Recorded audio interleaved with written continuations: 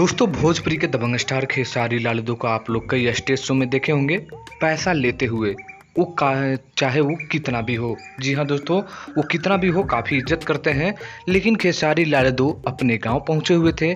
वहां एक शादी समारोह में खेसारी लाल यादव ने अपने गाने पे डांस करते हुए कुछ कलाकारों को, जी हाँ दोस्तों, कुछ कलाकारों जितने भी वहां डांस कर रहे थे उन तमाम कलाकारों को भोजपुरी के दबंग स्टार खेसारी लाल यादव के हाथों पैसे बांटते हुए नजर आए, जो आप लोग अपनी स्क्रीन में देख पा रहे होंगे।